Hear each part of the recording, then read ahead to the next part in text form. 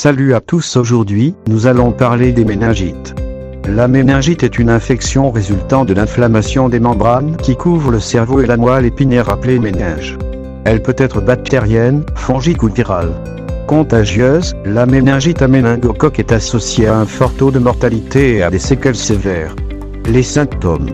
Les symptômes communs de la méningite virale ou bactérienne sont une fièvre, des maux de tête violents, une raideur dans la nuque, une sensibilité excessive de la lumière, des vomissements, une limitation de l'élévation des membres inférieurs, signe de Kernig, une flexion involontaire des membres inférieurs à la flexion forcée de la nuque, signe de la nuque de Brodzinski.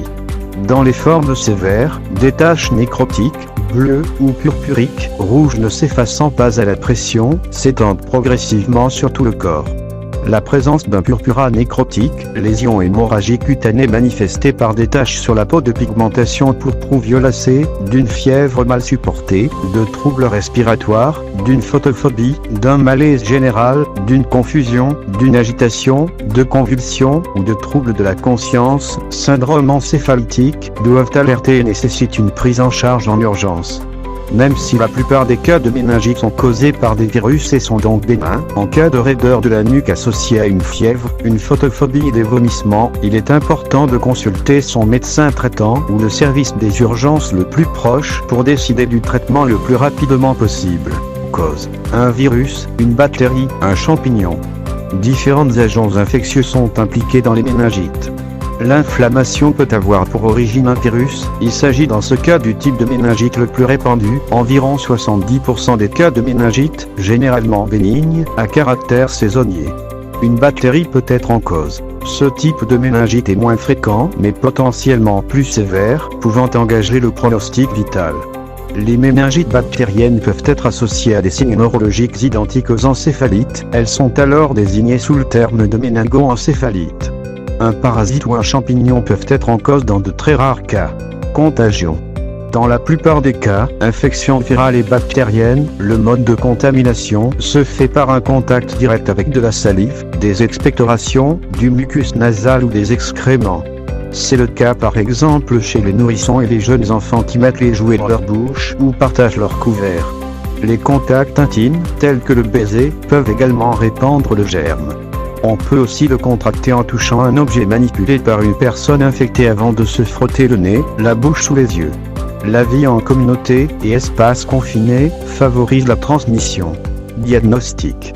En cas de suspicion de méningite, une consultation en urgence doit être faite auprès du médecin traitant des urgences.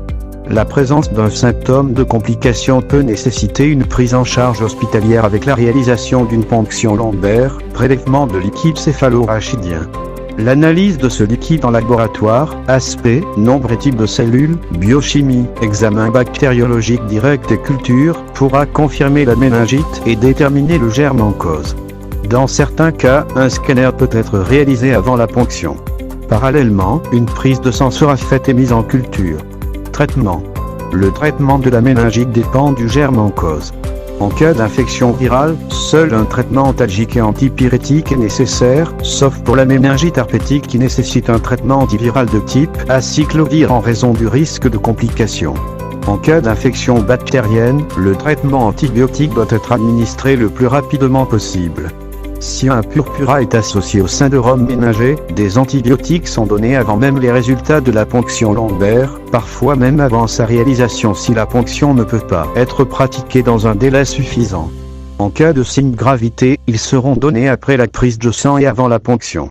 Dans les autres cas, l'analyse du liquide céphalo-rachidien est nécessaire pour savoir si les antibiotiques sont nécessaires. Des corticoïdes peuvent également être prescrits en fonction des cas. En cas de méningite à méningocoque, l'entourage du malade et toutes les personnes ayant été en contact plus ou moins rapproché dans les 10 jours précédant l'hospitalisation doivent également subir une antibiothérapie à visée préventive. Séquelles. En général, la méningite virale évolue spontanément vers la guérison entre 3 et 8 jours. Contrairement à la méningite d'origine bactérienne, la méningite virale n'entraîne normalement pas de séquelles. Cela dit, des troubles de la vision et de l'audition ainsi qu'une paralysie peuvent survenir dans certains cas. En revanche, si la méningite bactérienne est prise en charge trop tardivement, le patient peut être victime de séquelles neurologiques.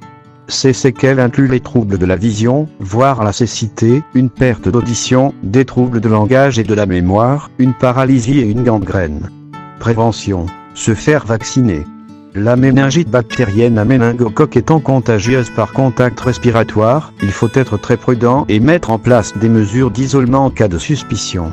Si le germe identifié est le méningocoque, l'entourage et les professionnels ayant été en contact avec le patient doivent prendre un traitement préventif. Merci pour l'écoute, bonne santé à tous et à la prochaine.